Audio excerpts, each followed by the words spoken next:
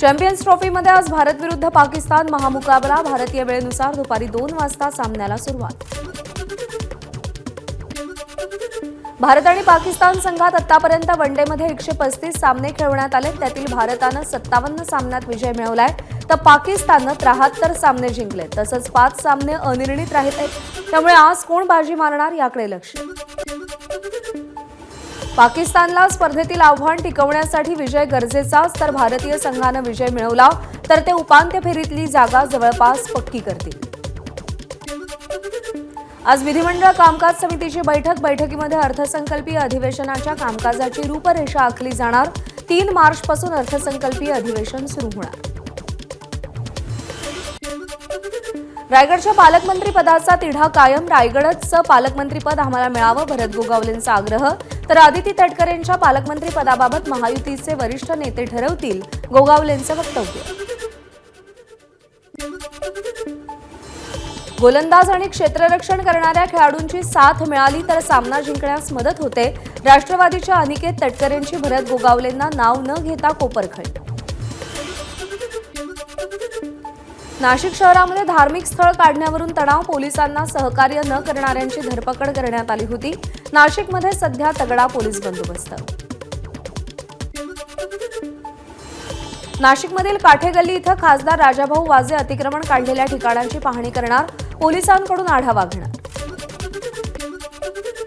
नाशिक शहरातील तणावानंतर पोलीस आयुक्त कार्यालयामध्ये महत्त्वपूर्ण बैठक पार पडली. सकल हिंदू समाजाकडून सुरू करण्यात आलेलं आंदोलन 7 दिवसांसाठी स्थगित.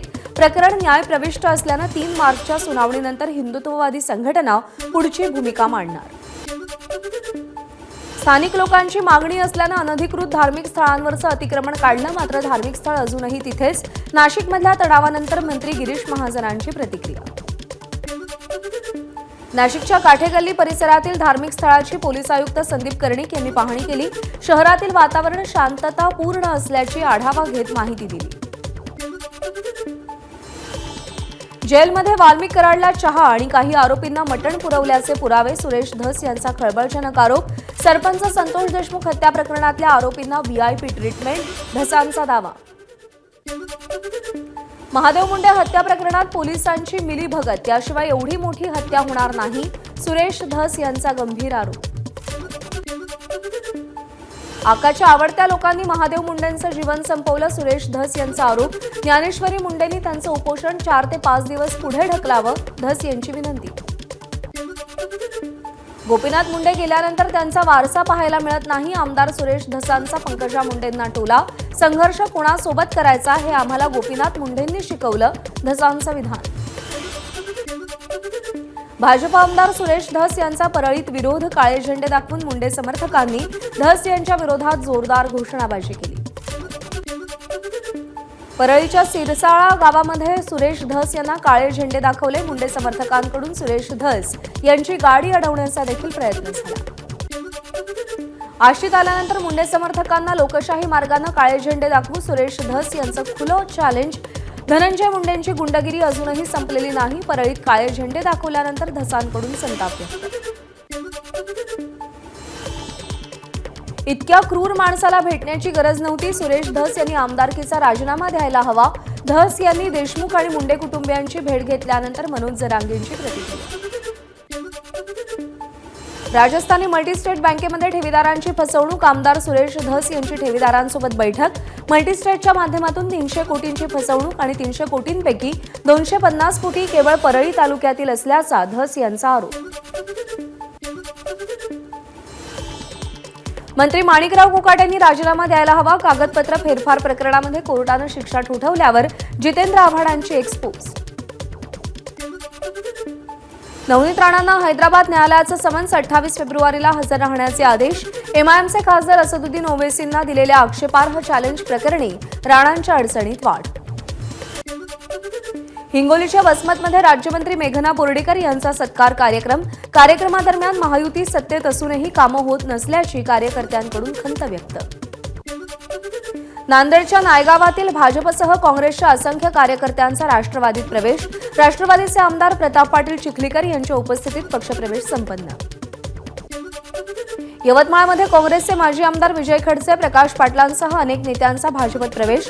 काँग्रेसनं सत्तेतून पैसा आणि पैशातून सत्तेचं राजकारण केलं. पक्षप्रवेशावेळी भाजपचे प्रदेशाध्यक्ष चंद्रशेखर बावनकुळेंची टीका. राज्यामध्ये ग्रामपंचायत अधिकाऱ्यांची 10,000 पदं रिक्त, त्यामुळे घरकुलची विशेष ग्रामसभा यशस्वी करण्याचे शिक्षकांना विशेष अधिकार. तर राज्यभरामध्ये एकाच वेळी सगळ्या ग्रामपंचायतीमध्ये ग्रामसभा घेण्याचे निर्देश.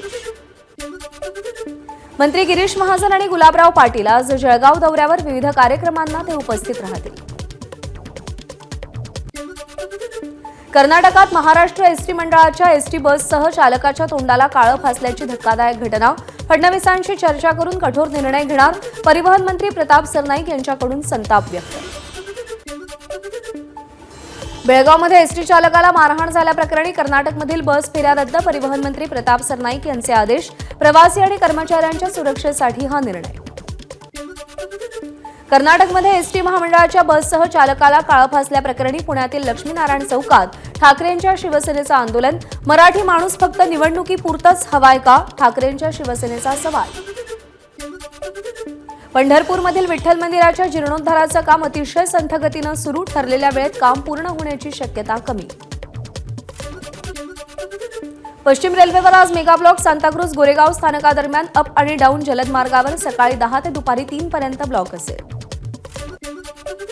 आज मध्य रेल्वेवरती मेगा ब्लॉक. ठाणे ते कल्याण स्थानकादरम्यान अप आणि डाऊन जलद मार्गावर सकाळी 10 ते 4 वाजेपर्यंत ब्लॉक घेतला जाईल. घाटकोपरच्या पूर्व द्रुतगती मार्गावरती होर्डिंग कोसळलेल्या होर्डिंगपासून 100 मीटर अंतरावरती नवं होर्डिंग उभारलं. स्थानिकांकडून संताप व्यक्त. आवश्यक बाबींची पूर्तता केल्याचा पालिकेचा दावा. ठाण्यातील दिवा परिसरात बेकायदेशीर इमारतींवर लवकरच हातोडा. कारवाई विरोधात स्थानिकांचा संताप. फास लावून घेतलेला प्रतिकात्मक पुतळा लावत नागरिकांकडून निषेध व्यक्त. नवी मुंबईच्या खारघर तळोजा परिसरात परिवहन बसेसची संख्या कमी. बससाठी तासनतास वाट पाहावी लागत असल्यानं प्रवासी त्रस्त. पुढील महिनाभरात परिवहन सेवा पूर्ववत होईल. महानगरपालिका आयुक्त कैलास शिंदे यांची माहिती.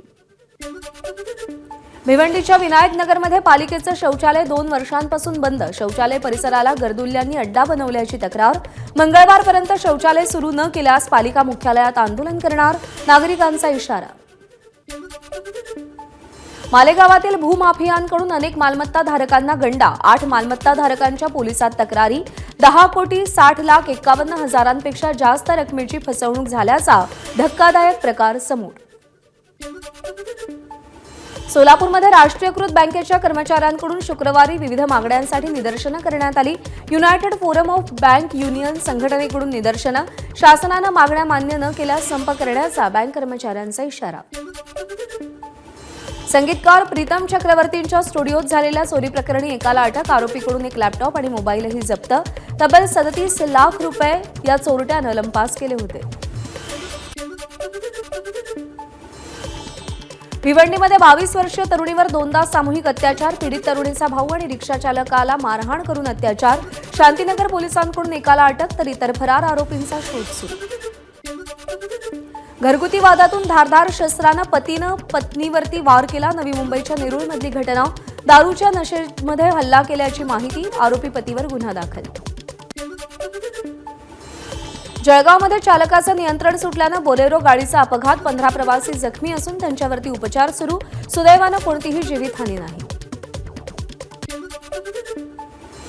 अकोल्यातील कानशिवनी गावात गोवंश तस्करीच्या संशयावरून संतप्त गावकऱ्यांनी वाहन पेटवलं. वाहन चालकानं घटनास्थळावरून पळ काढला. पुणे बंगळुरू महामार्गावरती कारनं अचानक पेट घेतला. आगीचं कारण मात्र अद्यापही अस्पष्ट. राजकोटच्या रुग्णालयातील महिलांच्या तपासणीच्या व्हिडिओंची विक्री. यामध्ये सांगलीतील चिखलीच्या तरुणाचा सहभाग. गुजरात पोलिसांकडून या प्रकरणी 3घांना अटक. मुंबई पोलिसांच्या गुन्हे शाखेकडून बोगस कॉल सेंटर विरोधात मोठी कारवाई. अमेरिकन नागरिकांची फसवणूक करणाऱ्या बोगस टोळीला अटक. संगणकातील तांत्रिक अडचण दूर करण्याच्या नावानं फसवणूक करत होते. अकोल्यामध्ये बनावट जन्म प्रमाणपत्र सादर केल्याप्रकरणी बार्शी टाकळी पोलिसांकडून 12 जणांवर गुन्हे दाखल. भाजप नेते किरीट सोमय्या यांच्या आरोपानंतर महसूल विभागाची कागदपत्र पडताळणीची मोहीम. छत्रपती संभाजीनगरच्या फुलंब्रीतील परीक्षा केंद्रावर मास्क कॉपीचा प्रकार. जिल्हा परिषद कार्यकारी अधिकारी विकास मीना यांची माहिती 12वीच्या गणिताचा पेपर असताना हा प्रकार घडला। सगळे कॉपी विकास मीना यांच्या पथकाकडून जप्त। रत्नागिरीच्या लोटे एमआयडीसी मधील लक्ष्मी ऑर्गॅनिक कंपनीमध्ये वायू गळती, एका कर्मचाऱ्याची प्रकृती गंभीर, रिअॅक्टरचं टेम्परेचर वाढल्यामुळे वायू गळती झाल्याची माहिती। परभणी गंगाखेड राष्ट्रीय महामार्गावरती रिपब्लिकन सेनेचं रास्ता रोको आंदोलन, गायरान जमिनीवरील सौर ऊर्जा प्रकल्प रद्द करण्याची मागणी, प्रकल्प रद्द न झाल्यास तीव्र आंदोलन करण्याचा इशारा। नगर मनमाड महामार्गावरील कोपरगाव हद्दीमध्ये तिहेरी अपघात, शिर्डीकडे जाणारा कंटेनर अचानक थांबल्यानं अपघात झाल्याची माहिती, घटनेत प्रवाशांसह चालक वाहक किरकोळ जखमी। सिंधुदुर्गच्या खवणेमध्ये एसटी बसचा अपघात, वळणावर रस्त्याचा अंदाज न आल्यानं बस उलटली, वाहक आणि चालक किरकोळ जखमी। मुंबईच्या अंधेरी आणि एमआयडीसी पोलीस ठाण्यामध्ये नागरिक तक्रार निवारण दिनाचं आयोजन, पोलीस उपायुक्तांनी 50हून अधिक ज्येष्ठ नागरिक आणि महिलांच्या तक्रारींचं निवारण केलं। बारामतीमध्ये गरजू बालकांसाठी मोफत शस्त्रक्रिया उपक्रम, उपमुख्यमंत्री अजित पवार आणि सुनेत्रा पवार यांच्या पुढाकारानं या उपक्रमाची सुरुवात। हिंगोली जिल्हा निर्मितीनंतर तब्बल 25 वर्षांनी नव्या जिल्हा आणि सत्र न्यायालयाचं उद्घाटन, सर्वोच्च न्यायालयाचे न्यायमूर्ती भूषण गवळी यांच्या हस्ते उद्घाटन संपन्न। धाराशिवचे जिल्हाधिकारी डॉ. सचिन ओंबासे यांची सोलापूर महानगरपालिकेचे आयुक्त म्हणून प्रशासकीय बदली, तुळजाभवानी मंदिर संस्थानकडून डॉ. सचिन ओंबासे यांना निरोप देत सत्कार। अमरावतीमध्ये युवा स्वाभिमान महोत्सवानिमित्त राज्यस्तरीय ओपन टेनिस बॉल क्रिकेट सामन्याचं आयोजन, यावेळी पालकमंत्री चंद्रशेखर बावनकुळेंनी क्रिकेट खेळण्याचा आनंद लुटला।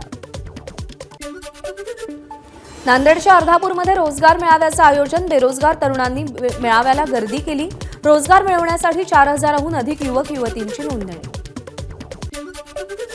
अकोल्याच्या अकोटमधील संत्रा उत्पादक शेतकरी चिंतेत, पिकावर देठचुकी आल्यानं उत्पन्न घटण्याची शक्यता।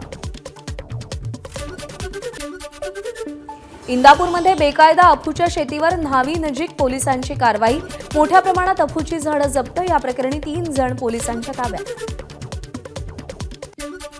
नंदुरबारच्या शहादा धडगाव घाटात वाघांची पूजा करण्याची आदिवासी बांधवांची परंपरा, समृद्धीसाठी जंगलातील वाघाला दारूचा नैवेद्य। एअर इंडियाच्या विमानात तुटलेली खुर्ची मिळाली, केंद्रीय कृषी मंत्री शिवराज सिंग संतापले, हे प्रवाशांची फसवणूक नाही का म्हणत शिवराज सिंग चौहान यांनी तुटलेल्या सीटवरून एअर इंडियाला फटकारले।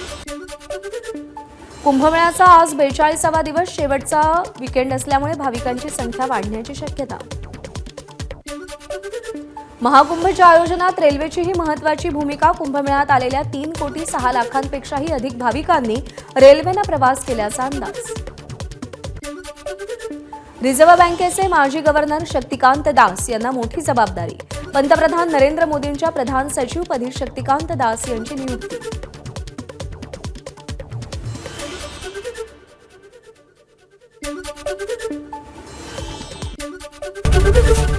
एबीपी माझा, उघडा डोळे बघा नीट।